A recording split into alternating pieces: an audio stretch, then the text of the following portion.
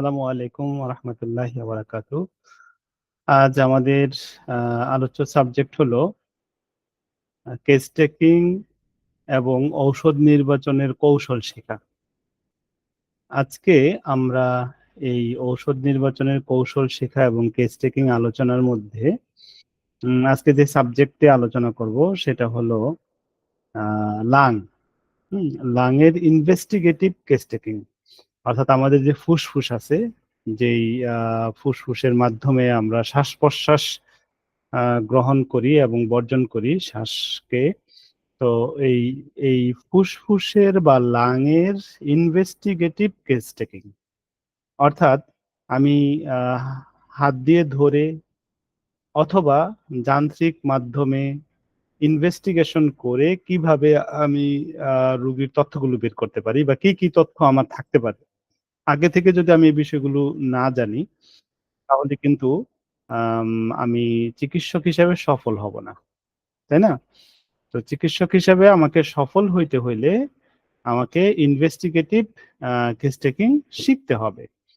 তো investigative case taking শিখতে হলে আমরা কি করব? সবার ১ম এ আমাদের ওয়েবসাইটে ঢুকবো। আমি স্ক্রিন শেয়ার দিচ্ছি।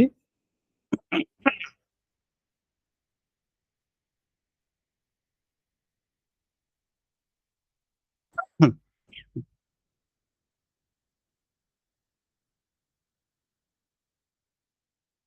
আমাদের ওয়েবসাইটে ঢুকবো। আমাদের ওয়েবসাইটের নাম আপনারা সবাই জানেন hdhomeo.com।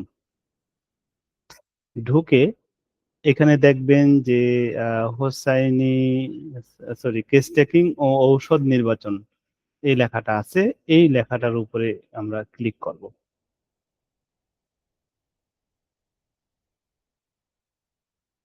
এইখানে আ ক্লিক করে দেখবেন যে অর্গাননের আলোকে কেস টেকিং, কেস টেকিং এর যে সাবজেক্ট গুলো, আজকে আমাদের সাবজেক্ট হলো আ ইনভেস্টিগেটিভ, এই যে ইনভেস্টিগেটিভ কেস টেকিং। এটাতে ক্লিক করব।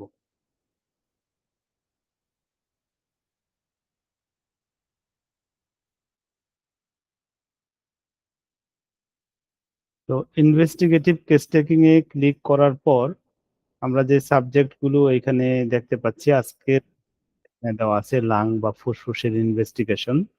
এখানে তো যোগ চিহ্ন ছিল।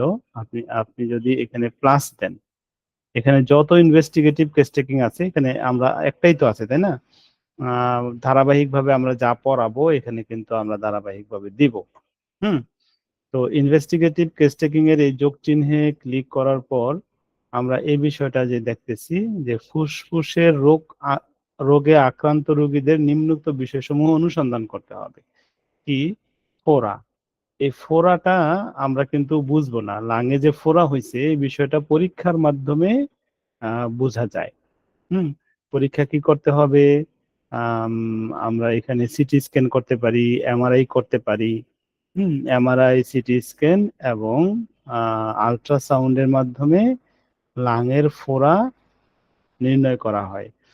তো এই যে ফোড়া নির্ণয় করা হয়, আমরা যদি ফোড়া বুঝে যাই, কিছু ইনভেস্টিগেশন আছে আমরা হাত দিয়ে ধরে বা রোগীর কাছ থেকে আমরা ইনভেস্টিগেশন নিতে পারি। আবার কিছু হলো পরীক্ষার মাধ্যমে নিতে হবে। আচ্ছা, শ্বাসরোধে মৃত্যু আসন্ন। এটা কিন্তু রোগী এম মানে ডাক্তার রোগীকে দেখলেই বুঝতে পারবে। হুম? যে রোগীর এই বুঝি দম বন্ধ হয়ে আসলো, এখনই বুঝি রোগী মারা যাবে। অ্যাসফেক্সিয়া, ডেথ অ্যাপিয়ারেন্ট। হুম? একেবারে মৃত্যু, এই বুঝি মরে যাবে। এইরকম অবস্থা, এইটাও একটা অবস্থা। এটার কি ঔষধ হইতে পারে? আমরা জাস্ট মারফি রেপার্টরি ইউজ করব। আ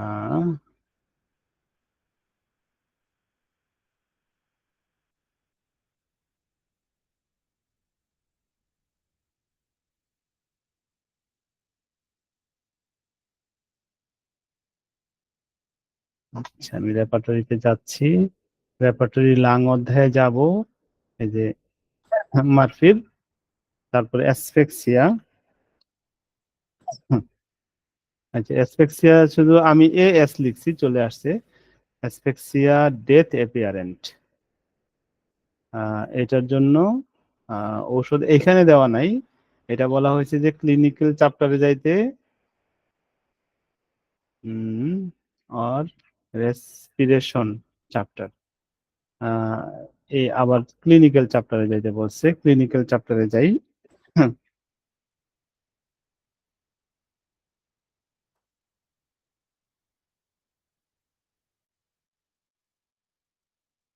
এই যে অ্যাসফিক্সিয়া ডেথ অ্যাপিয়ারেন্ট, এই ব্যাপারে হোমিওপ্যাথিতে 37টা মেডিসিন রয়েছে, অ্যান্টিমটার্ট, কার্বোভেজ, উপিয়াম, ফার্স্ট গ্রেড। তাহলে কি হলো, এইখানের গুরুত্বটা আপনাকে বুঝতে হবে। গুরুত্বটা হলো যে আমি এইখানে যে বাংলাটা দিয়েছি, বাংলাটা দিয়ে তো আপনি বাংলায় বুঝলেন, আর ইংলিশটা দিয়ে তার ইংরেজি অর্থ শিখতে পারবেন, এক। দ্বিতীয়ত এই ইংলিশটা দিয়ে ঔষধ খুঁজে বের করতে পারবেন রেপার্টরি থেকে। ঠিক আছে? আচ্ছা, যদি কারো ডায়াগনোসিস হয় হাঁপানি, হইতে পারে না? মানে অর্থাৎ লাঙে বা ফুসফুসে হাঁপানি হইতে পারে। অসম্পূর্ণ প্রসারণ ফুসফুস হিমাঙ্গ অবস্থায়, আহ এটা কি হয়েছে? অ্যাটলেকটেসিস, অ্যাটলেকটেসিস লাং কোলাপস। তো অর্থাৎ উম, ফুসফুসটা অসম্পূর্ণ প্রসারণ, এটা কিন্তু আমরা রোগীর কাছ থেকে শুনে এবং রোগীর বক্ষ পর্যবেক্ষণ করে ডাক্তারও কিন্তু ধরতে পারবে। আমরা যখন শ্বাস প্রশ্বাস নিই, হুম, তখন কি হয়, যখন আমরা শ্বাস গ্রহণ করি তখন কিন্তু আমাদের বুকটা ফুলে ওঠে, ফুলে উঠলো, তাই না? আবার যখন শ্বাসটা ছেড়ে দেই তখন বুকটা হয়ে যায়, কি বলে, নিচু হয়ে যায়। এই যে ফুলে উঠা নিচু হয়ে যাওয়া, এটার তো একটা স্বাভাবিক পরিমাণ আছে, যে কি পরিমাণ ফুলে উঠে এবং কি পরিমাণ নিচু হয়। তো কোন রোগীর দেখা যায় যে এটা ওই রকম ফুলে ওঠে না, তার মানে কি? তার মানে হলো অসম্পূর্ণ প্রসারণ হয়, অর্থাৎ তার বক্ষটা এবং তার ফুসফুসটা, মানে ফুসফুসটা তো বেলুনের মতো ফুলে যখন আমরা শ্বাস নিই, আবার যখন শ্বাসটা ছেড়ে দেই তখন চুপসে যায়। হুম। তো এই যে কি পরিমাণ ফুলবে, ফুলাটা যদি পরিমাণের থেকে কম হয় তাহলে তো ভিতরে শ্বাস কম যাবে, তাই না? এই অসম্পূর্ণ প্রসারণ সংক্রান্ত সমস্যাটা যদি থাকে, নাক দিয়ে শ্বাস বাতাস যায় কিন্তু প্রসারণ করতে পারে না, হ্যাঁ, এই রকম ডায়াগনোসিস কিন্তু রোগীর পক্ষ থেকে হতে পারে। তো এটার জন্য কি ওষুধ আছে? সেই যে ইংলিশ, এটা দিয়ে খুঁজে কিন্তু আমরা এটার ইংলিশটাও জানলাম, আবার আমরা ওষুধটাও খুঁজে বের করতে পারবো। রক্তপাত ফুসফুস ও বক্ষ থেকে, bleeding from lungs and chest, এইটা কিন্তু আমরা অনেক সময় ইসের সাথে পাবো না, কি বলে, পরীক্ষা করা ছাড়া হয়তো নাও পেতে পারি। বা অনেক সময় কাশির সাথে রক্ত আসতে পারে, অনেক সময় আমরা যে গলা দিয়ে যখন কফ ফেলি, হ্যাঁ, অর্থাৎ গলা খেকারি দিয়ে যদি কফ ফেলি, সেই ক্ষেত্রে কিন্তু রক্ত ওই কফের সাথে রক্ত আসতে পারে। এটা অনেক সময় ধরা যায়, কিন্তু আবার অনেক সময় ধরা যাবে না। পরীক্ষার মাধ্যমে, কফ পরীক্ষার মাধ্যমে এটা ধরতে পারা যায়। তো যদি আহ কফ পরীক্ষার মাধ্যমে হোক বা বাস্তবে আমরা যদি ধরতে পারি, এটা একটা ইনভেস্টিগেশন। রোগী এই ধরনের সিমটম নিয়ে আসতে পারে। ইনভেস্টিগেটিভ সিমটমের মধ্যে এই জিনিসটা আমরা কোথা থেকে খুঁজে পাবো? Bleeding from lung and chest. এটা আমরা একটু দেখি আমাদের রেপার্টরি থেকে।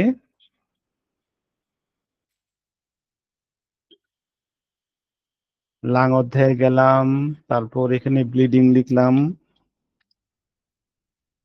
Bleeding from chest and lung. এই দেখেন এখানে অনেকগুলো ঔষধ রয়েছে, এছাড়াও তার কিন্তু সাব রুব্রিক রয়েছে, অর্থাৎ সাব রুব্রিক কি, এই ব্লিডিং এই কথাটা যুক্ত করে, ব্লিডিং অ্যালকোহলিক ইন, অর্থাৎ যারা আম, মানে লাং অধ্যায়টা নিতে হবে, লাং ব্লিডিং অ্যালকোহলিক ইন, অর্থাৎ যারা মদ পান করে তাদের থেকে, তাদের লাং থেকে যদি রক্তপাত হয় তাহলে এই যে 5টা ওষুধ রয়েছে।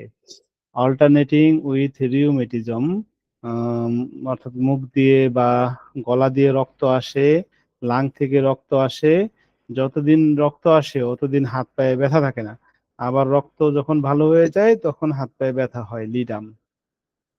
অ্যাঙ্গার ফ্রম, তারপরে হলো কোগুলেটেড, রক্ত জমাট, জমাট বাঁধা রক্ত। হুম কোগুলেটেড হলো জমাট বাঁধা রক্ত। জমাট বাঁধা রক্তটা যদি ব্ল্যাক হয় তাহলে এই একটা মেডিসিন। তাহলে আমরা কিন্তু এই জায়গাটা ধরে বিদ্যার সাগরে পৌঁছে যেতে পারতেছি ইনশাআল্লাহ। আচ্ছা, তারপর উম ব্রিথ কোল্ড, অর্থাৎ আমাদের যে শ্বাস প্রশ্বাসের, যদি আমরা এখানে এই যে আমরা শ্বাস নিচ্ছি, একটা শ্বাসের একটা মানে সাধারণ একটা হিট তো আছে, তাই না? সেই হিটের জায়গায় যদি এটা কোল্ড হয়ে যায়, ঠান্ডা হয়ে যায়, তাহলে কি মেডিসিন হইতে পারে? আমরা কিন্তু এখান থেকে নিতে পারবো। উম এই যে কোল্ড ব্রিথ, আচ্ছা breath cold, breath cold, cold breath বা ব্রিথ কোল্ড 21টা মেডিসিন রয়েছে। এর মধ্যে ফার্স্ট গ্রেড মেডিসিন হলো ক্যাম্ফোর, কার্বোভেজ, ভিরেট্রাম। আর চিল ডিউরিং, যদি শীত লাগার সময় ঠান্ডা উম শ্বাস বের হয়, অর্থাৎ মুখ থেকে ঠান্ডা বা নাক দিয়ে ঠান্ডা শ্বাস বের হয়, সেক্ষেত্রে কার্বোভেজ ফার্স্ট গ্রেড মেডিসিন, আর ভিরেট্রাম অ্যালবাম থার্ড গ্রেড মেডিসিন। তাহলে কিন্তু আমরা খুব সুন্দর করে ওষুধের জায়গায় পৌঁছে যেতে পারতেছি। এই জায়গাটা শিক্ষা গ্রহণ করা খুবই গুরুত্বপূর্ণ। ফুসফুসের প্রসারণ, ক্রনিক প্রসারণ, ফুসফুসের প্রসারণ, এখানে প্রসারণ বলতে ব্রঙ্কাই ব্রঙ্কাইটেসিস, ব্রঙ্কাইটেসিস মানে হলো ফুসফুস ফুইলা থাকে, প্রসারণ হয়ে থাকে। বাতাস নিচ্ছে, এটা যেমন ফুইলাই আছে ফুসফুসটা, চিমতেছে না। বাতাস ছাড়লে যেরকম চিমে, এটা চিমতেছে না। আমরা এর আগে যেমন পড়লাম যে অসম্পূর্ণ প্রসারণ মানে পুরোপুরি ফুসফুস ফুলে না। হুম আর এ হলো ফুইলা আছে কিন্তু চিমে না। আচ্ছা, ব্রঙ্কাইটিস সংক্রমণ, আমরা তো ব্রঙ্কাইটিস এটা জানি, এটা পরীক্ষার মাধ্যমে ধরতে হয়। তারপরে সিমটম দেখে আমরা বুঝতে পারি ব্রঙ্কাইটিস। ফুসফুসের ক্যান্সার, এটা পরীক্ষার মাধ্যমে ধরতে হবে। সর্দি, স্রাব, ক্যাটার, এই ক্যাটার বলতে নাক দিয়ে যে ক্যাটারটা হয় সেটা না। এই ক্যাটারটা হলো আমাদের ফুসফুস থেকে যদি পানির মতো রসের মতো কিছু বের হয়, সেই ক্যাটার বোঝানো হয়েছে। রক্তাধিক্য বক্ষে ও ফুসফুসে, congestion, hyperaemia of chest and lungs, আক্ষেপজনক শ্বাসক্রিয়া, কনভালসিভ ব্রিদিং, নীল রোগ। নীল রোগ মানে হলো ফুস সরি অক্সিজেনের অভাবে শরীর নীল হয়ে যাওয়া। এটা হইতে পারে যে সে যে পরিমাণ শ্বাস নেয় ওই পরিমাণ শ্বাসে তার পর্যাপ্ত হয় না। অর্থাৎ দেখা গেল যে আমি যে পরিমাণ নিলাম এই পরিমাণ শ্বাস নিতেছি না, শ্বাস কম নিতেছি, তখন কি হবে? অক্সিজেনের অভাব হয়ে যাবে। হুম অথবা শ্বাস নিছি পর্যাপ্ত ঠিকই আছে, কিন্তু ওই অক্সিজেনটা আমার শরীরে কাজ করতেছে না। অর্থাৎ আমার ফুসফুসের মাধ্যমে এটা ব্লাডে যাওয়া দরকার, ব্লাডে গিয়ে তারপর হ্যাঁ ব্লাডের অক্সিজেন পৌঁছে দিবে, এবং ব্লাডের থেকে কার্বন ডাই অক্সাইডটা নিয়ে এসে শ্বাস প্রশ্বাসের মাধ্যমে ফেলে দিবে। এই যে পুরো যে সিস্টেমটা, এই সিস্টেমের যদি কোথাও মানে গন্ডগোল হয়, তাহলে কি হয়? আমাদের শরীর নীল হয়ে যায়, অর্থাৎ অক্সিজেনের পরিমাণটা কমে যায়। তো অক্সিজেনের পরিমাণ কমে গেলে দেখা যাবে যে ঠোঁট প্রথমে কি কোথায় কোথায় নীল হবে? এই যে ঠোঁট গুলো নীল হবে। চোখের এই পাতাটা যদি আমরা উল্টায় দেখি, এখানে তো লাল থাকার কথা, তাই না? লালের জায়গায় নীলচে হয়ে আসবে। একেবারে নীল বলতে একেবারে গাঢ় নীল হয়ে যাবে, বিষয়টা কিন্তু এরকম না, নীলচে হয়ে আসবে, ঠোঁটগুলো নীলচে হয়ে আসবে। তাহলে এই যে ঠোঁট, অনেকের যে কালো মানুষ তার তো ঠোঁট নীল বোঝা যাবে না। আপনি যখন তার এই হয় ঠোঁটটা করবেন, এখানে মাড়িটা আছে না, মাড়িটা তো লাল, তো মাড়িটা নীলচে দেখা যাবে। হুম তারপর কালো মানুষ হলো চোখের এই জায়গাটা যখন আপনি খুলবেন, এই জায়গাটা তো লাল, তো এই জায়গাটা লাল হওয়ার কারণে এই জায়গাটা নীলচে বোঝা যাবে। হুম তো আবার ফর্সা মানুষ যারা, তাদের কিন্তু নীলচে যে সে হইছে এটা খুব সহজেই বোঝা যায়। তো এই একটু আপনাদের সাথে একটু কোঅপারেট করি। এই যে আমরা যে পড়লাম বিষয়টা, এই বিষয়টার গুরুত্ব সম্পর্কে আপনাদের কাছ থেকে একটু জানতে চাই যে আপনারা এইটার গুরুত্ব বুঝতে পারতেছেন কিনা, নাকি আমি শুধু পড়ায় যাচ্ছি আপনারা শুনতেছেন, মানে বিষয়টা আপনাদের কাছ থেকে একটু রিভিউ নিতে চাচ্ছি আর কি।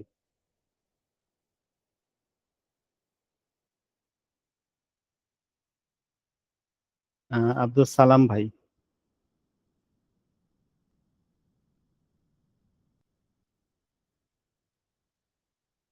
মোকাররম হোসেন ভাই। জি, বুঝতেছি।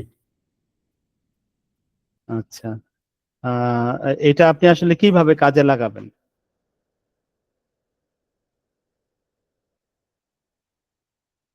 আপনি যে বুঝতেছেন সেটা আমি বুঝলাম কি করে, মানে অর্থাৎ আপনি এটা কিভাবে কাজে লাগাবেন এই এই বিষয়টা?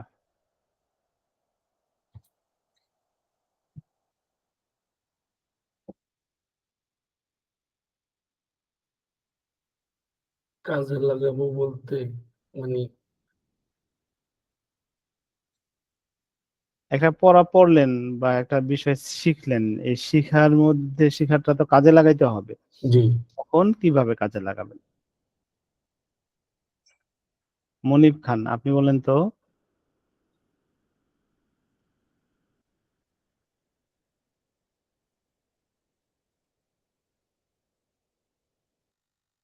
আচ্ছা, আমি আবার বুঝাই দিচ্ছি। এটা কাজে লাগাইতে হবে যখন আপনার কাছে কোনো লাংয়ের পেশেন্ট আসবে বা ফুসফুসের রোগের রোগী আসবে, হ্যাঁ। তো এই রোগীরা তো নানান রকম সমস্যা নিয়ে আসতে পারে, তাই না? কি কি সমস্যা নিয়ে আসতে পারে তার আহ সে ব্যাপারে যদি আপনার আগে থেকে স্টাডি না থাকে, তাহলে কি আপনি ভালো চিকিৎসা দিতে পারবেন? না, সম্ভব না। তাহলে কি কি সমস্যা নিয়ে আসতে পারে, এই হলো তার সমস্যার তালিকা। এটা হলো একটা দিক। আর একটা দিক হলো সমস্যার কথা বললো, আহ তারপর যেমন কেউ আয়সা অভিভাবক আয়সা বললো যে আমার মেয়েটা মাঝে মধ্যে একেবারে নীল নীল হয়ে যায়, তারপরে এই 10-5 মিনিট, তারপরে আবার ঠিক হয়ে যায়, এরকম মাসে 2-3 বার হয়, তখন প্রচন্ড শ্বাসকষ্ট হয়, তখন নীল হয়ে যায়। তো এই যে বললো কথাটা, এটার নাম যে নীল রোগ বা এটার নাম যে সায়ানোসিস, তো এই জিনিসটা তো বুঝতে হবে, তাই না? বুঝলে তখন আপনি কিন্তু কোথায় আছে, এটা লাং অধ্যায়ে আছে। লাভ মধ্যে আছে। জি। বুঝলাম, এটা আপনি বুঝে গেছেন। হুম। বুঝে গেলে হলো, আমরা তো অনেক কিছু বুঝি, কিন্তু অ্যাকশনটা কি? অ্যাকশনটা হলো ঔষধ বুঝতে হবে যে এটার জন্য কি ঔষধ আছে, তাই না? জি। সেই ঔষধটা কোথায় পাবো? আমরা রেপার্টরি গ্রন্থে যাব। হুম।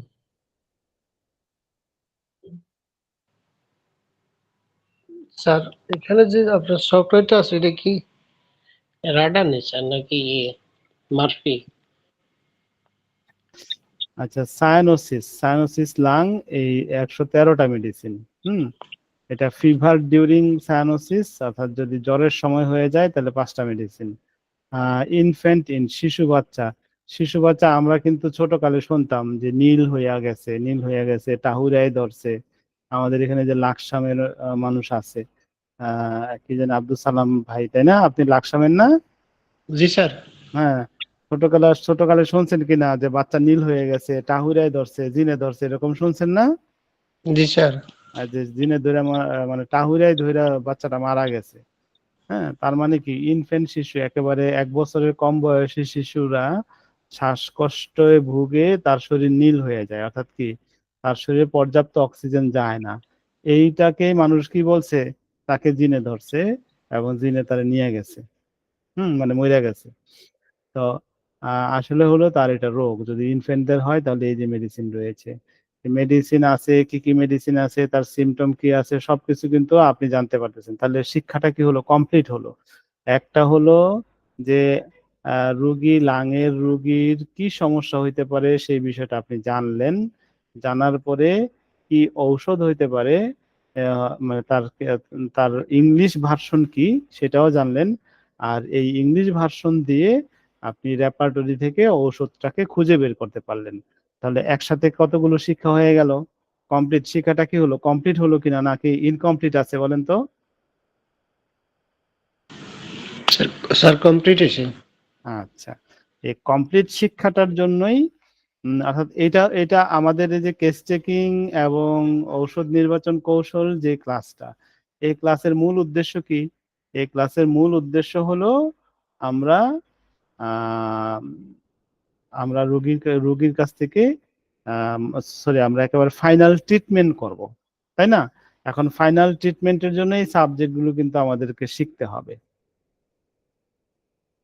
আচ্ছা, স্রাব ফুসফুস হতে ডিসচার্জেস ফ্রম, হুম অর্থাৎ ফুসফুস থেকে যদি স্রাব হয়, ফুসফুস ফোলানো যায় না, ডিস্টেনশন লাং ক্যান নট, হ্যাঁ, অর্থাৎ ফুসফুস যেমন আমরা যেমন কি কি করি, শ্বাস নিলাম, এই শ্বাসটা কি হলো, আমাদের লাংটা ফুলে উঠলো, তো এই যে ফুলে উঠানো যায় না অর্থাৎ ফুলানো যায় না, এটাও তো একটা গুরুত্বপূর্ণ প্রবলেম, তাই না? তো রোগী যদি বলে যে স্যার আমি এই যে শ্বাস নেই কিন্তু আমার বুকটা ফুলে উঠে না, বা আমি পর্যাপ্ত শ্বাস নিতে পারতেছি না, হ্যাঁ, এইখানে এই ব্যাপারে কাছাকাছি কয়েকটা সিমটম কিন্তু আছে। আপনি রুগীকে ক্রস জিজ্ঞেস করে বা ক্রস প্রশ্ন করে বোঝার চেষ্টা করবেন রোগীর কোন সিমটমটার অধীনে আছে। রস সঞ্চয় স্ফীতি, ইডিমা, পালমোনারি, অর্থাৎ এখানে ইডিমা বলতে যদি ফুসফুসে পানি জমে, হুম, অর্থাৎ ওই যে আমরা বলি না ফুসফুসে পানি জমছে, এইটাই হলো ইডিমা, ফুসফুসে পানি জমছে। বায়ুস্ফীতি, এমফাইসেমা, এমফাইসেমা মানে কি, আমাদের ফুসফুসের ভিতরে যে ছোট ছোট বায়ুকুটুরি গুলো আছে, এই বায়ুকুটুরির মধ্যে যদি এটা ফুলে যায় অর্থাৎ বায়ু দিয়ে পরিপূর্ণ হয়ে যায়, এটাকে বলা হয় এমফাইসেমা। তো এই এমফাইসেমা এটাও তো একটা রোগ, রোগ সম্পর্কে তো আপনাকে জানতে হবে, না হলে কিন্তু আপনি অ্যাকশনে যেতে পারবেন না। হুম তা আমাদের এই অ্যাকশনটা কি পরিপূর্ণ অ্যাকশন, তাই না? পরিপূর্ণ অ্যাকশন বলতে কি বুঝাইতে চাইছি আমি আবার বলেন তো?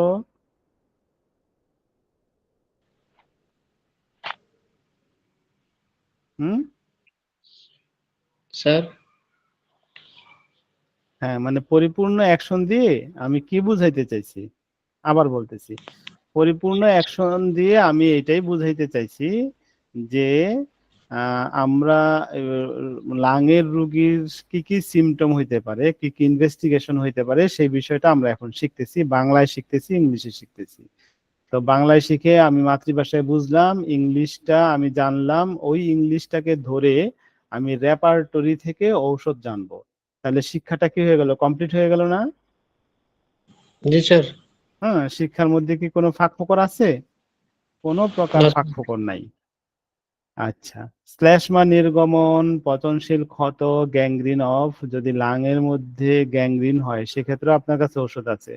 হ্যাঁ, হ্যাপাটাইজেশন, হ্যাপাটাইজেশন মানে হলো আম, আমাদের তো লাং বা ফুসফুস কি একেবারে ছোট ছোট ছোট ছোট মানে বায়ুর কুটুরি দ্বারা, হ্যাঁ, আম, সৃষ্ট। তো এই বায়ুর কুটুরি দ্বারা যেহেতু আমাদের লাংটা সৃষ্ট, সেই জায়গায় যদি হ্যাপাটাইজেশন হয়, হ্যাপাটাইজেশন মানে হলো সেই বায়ুর কুটুরিগুলো বন্ধ হইয়া ফুসফুসটা লিভারের মতন হয়ে যাচ্ছে, হ্যাঁ, লিভারের মধ্যে তার বায়ুর কুটুরি নাই, হ্যাঁ, এটাকে হ্যাপাটাইজেশন বলে। তো এই হ্যাপাটাইজেশন এটাও একটা খুব মারাত্মক জটিল রোগ, অ্যালোপ্যাথিতে এই ধরনের এটার কোনো ট্রিটমেন্ট নাই, আপনার কাছে আছে। গরম শ্বাসক্রিয়া, আমরা এর আগে যেমন পড়লাম শ্বাসক্রিয়া ঠান্ডা, যদি শ্বাসক্রিয়াটা গরম হয়, এমনিতে তো সবারই শ্বাসক্রিয়া বা শ্বাসের সাথে যে বাতাসটা বের হয় সেই বাতাসটা হালকা গরম, অর্থাৎ আমাদের এনভায়রনমেন্টে যেই রকম বাতাস, যেমন এখন যে বাতাসটা যে এনভায়রনমেন্টটা আছে তার থেকে একটু বেশি গরম। হ্যাঁ, তাহলে কি আমি এটাকে গরম বলবো? না, যেটা নর্মাল সবার হয় সেটা কিন্তু নর্মাল। হ্যাঁ, এর থেকে বেশি গরম হলে আমরা হট ধরে নিব, হট ব্রিথ। হুম আর আমাদের যে শ্বাস প্রশ্বাস যেটা বাড়ায় সেটা হলো ওয়ার্মথ ব্রিথ। ওয়ার্মথ মানে হলো উষ্ণ গরম। হুম তো উষ্ণ গরম যেটা, সেটা কিন্তু আমাদের সবার নাক দিয়ে বা মুখ দিয়ে আমরা যে শ্বাস নেই সেটা হলো উষ্ণ গরম। হুম আর ওয়ার্মথ ব্রিথ মানে, হট ব্রিথ মানে হলো উত্তপ্ত গরম। যদি কারো শ্বাসক্রিয়ার সাথে উত্তপ্ত গরম বাতাস বের হয়, হ্যাঁ, সেই ক্ষেত্রে আমরা এই এটা তো জানলাম এটা হইতে পারে, এই সিমটমটা দিয়ে অর্থাৎ এই ইংলিশ বাক্যটা দিয়ে আমরা কিন্তু রেপার্টরি থেকে ঔষধ খুঁজে বের করতে পারি। আমি একটু দেখি, হট লিখি, দেখি কি কি পাওয়া যায়।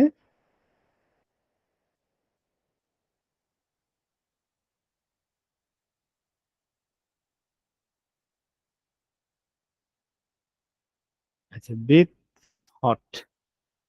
হ্যাঁ, এই ব্রিথ হট যদি ঠান্ডা লাগার সময় ব্রিথ হট হয়, ইভিনিং হয়, fever during morning, sensation as if afternoon, chill during, cold cold limbs with, এই পুরো সাবজেক্টটা কিন্তু এখানে সুন্দর করে তুলে ধরা হয়েছে।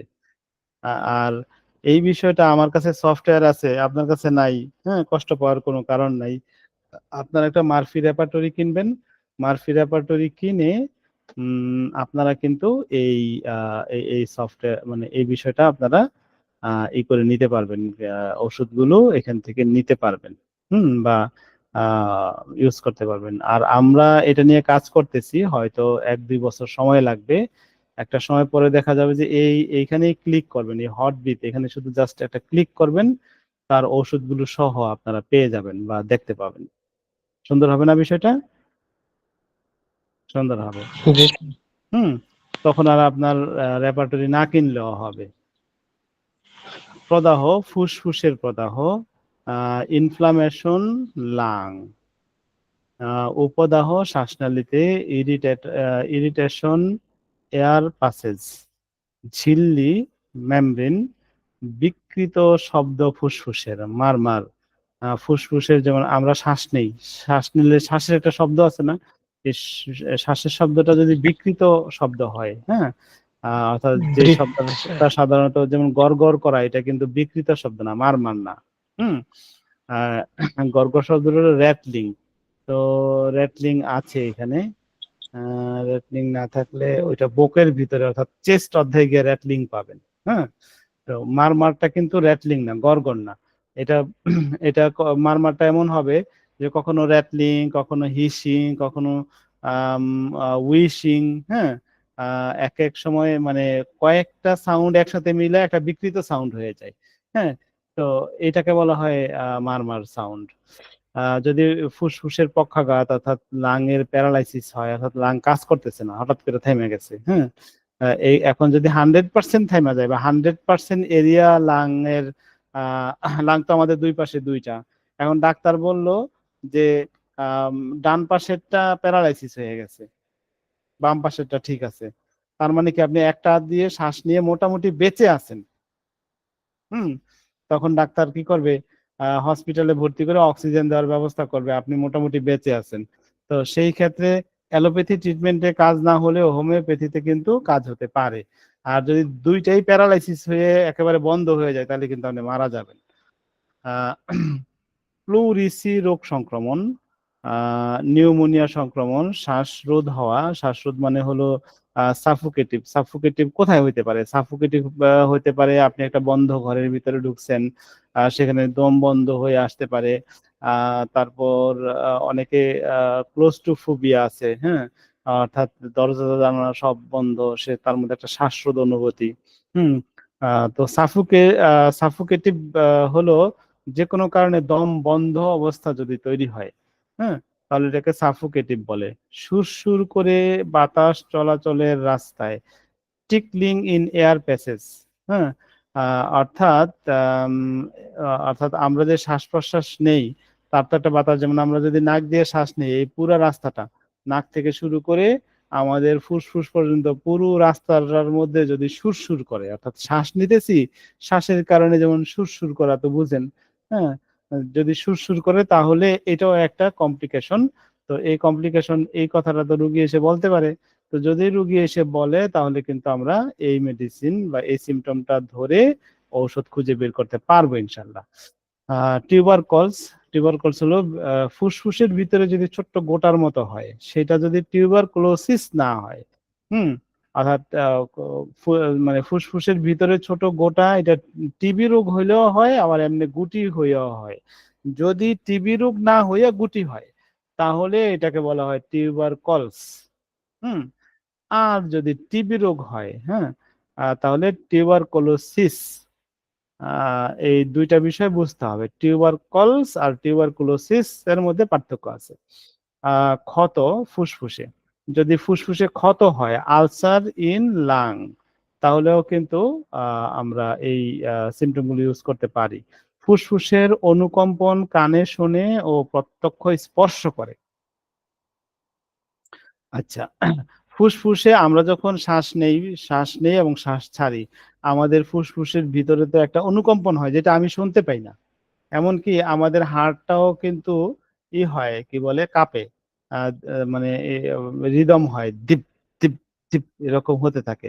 তো এই যে হার্টের যে শব্দ, সেই শব্দটাও কিন্তু আমি শুনতে পাই না। কিন্তু কোনো মানুষ অসুস্থ, সে হার্টের শব্দ শুনতে পাইতে পারে। ফুসফুসে যে বাতাস চলাফেরা করতেছে, সে চলাফেরার যে একটা রিদম, সেই রিদমটাও শুনতে পারে। যদি নিজের কানে সে নিজে বাতাস চলাফেরার শব্দটা শুনতে পায়, তাহলে বুঝতে হবে তার মধ্যে কোথাও কোনো প্রবলেম আছে। এই প্রবলেমের জন্য কি ওষুধ দিবেন? সে ওষুধটা কিন্তু আপনি এই সিমটমটা দিয়ে বা এই রুব্রিকটা দিয়ে খুঁজে বের করতে পারেন। হ্যাঁ। তারপরে সাই সাই শব্দ, উইশিং উইশিং, হুম। আর শীষ দেওয়ার মতো শব্দ, সাই সাই শব্দ হলো হ্যাঁ, উইজিং। আর শীষ দেওয়ার মতো শব্দ হুইসলিং ইন লাং। হুম। এই সিমটম গুলো কোনো লাঙের পেশেন্ট, অর্থাৎ কোনো ফুসফুসের রুগী যদি আসে আমাদের কাছে, এই ইনভেস্টিগেশন গুলো নিয়ে আসতে পারে যে আমার মধ্যে এই প্রবলেম গুলো আছে। কিছু প্রবলেম আপনি নিজে ধরতে পারবেন, কিছু প্রবলেম পরীক্ষা নিরীক্ষার মাধ্যমে ধরতে হবে। হ্যাঁ, কিন্তু এই রোগগুলো নিয়ে কিন্তু সে আপনার কাছে আসবে। যদি আসে, আপনার আপনি ফুসফুসের ভালো লাঙের চিকিৎসক হইতে হলে এই বিষয়গুলো আপনাকে খুব ভালো করে শিখতে হবে। হুম। মুখস্থ করতে হবে। ইংলিশ এবং বাংলা। বাংলাটা আগে পড়বেন, কারণ আমরা বাংলা ভাষাভাষী। বাংলা পড়ার সাথে সাথে যেন ইংলিশটা মুখের আগে চলে আসে। এইভাবে পড়তে থাকবেন, পড়তে পড়তে আপনার যখন শেখা হয়ে যাবে, তখন রুগী আসলে আপনি ধরতে পারবেন। রুগীর যে কথাটাই বলুক, আপনি ধরতে পারবেন যে হ্যাঁ, আমি বুঝে গেছি এবং এটার ওষুধটা কোথায় আছে সেটাও আমি জানি। এই যে সাহস, এই যে একটা দক্ষতা, এই দক্ষতা যেদিন অর্জন করতে পারবেন, সেদিন আমাদের এই ক্লাসের সফলতা। এই আশাবাদ ব্যক্ত করে শেষ করছি। আপনারা যদি কেউ কোনো প্রশ্ন করতে চান, করতে পারেন। আসসালামু আলাইকুম স্যার। হ্যাঁ, ওয়ালাইকুম আসসালাম। স্যার এই সফটওয়্যারটা কি শুধু মারফি রেপার্টরি নাকি সবগুলো রেপার্টরির সংমিশ্রণ স্যার? এখানে অনেকগুলো রেপার্টরি আছে। এটা হলো দেখেন কতগুলো রেপার্টরি আছে। এটা হলো কমপ্লিট রেপার্টরি, ক্যান্ট, মার্ফি, তারপরে COVID-19, Allen, বনিং Hossain, boric, Boger, clerk, fever, জেন্টি, Ajit. হ্যাঁ, অনেক রেপার্টরি এর মধ্যে আছে। স্যার সবকিছু মিলে কি এটা কি রাডার নাকি না অন্য কোনো না, এটা সফটওয়্যার? জমিও সফটওয়্যার। তো স্যার আমরা কি সফটওয়্যার করে হ্যাঁ, এই সেল সফটওয়্যার, করেন? এটা ইন্ডিয়ান সফটওয়্যার, এটা কিনে নিতে হয়, এটার দাম আছে প্রচুর, এটা 52,000 টাকা দাম। 52,000। জি। এমনি আমরা এতে ঢুকে স্যার ওই আজকে যেভাবে দেখাইছে আমরা ব্যবহার করতে পারবো নাকি? এইটা পারবেন, করতে এই যে পারবো।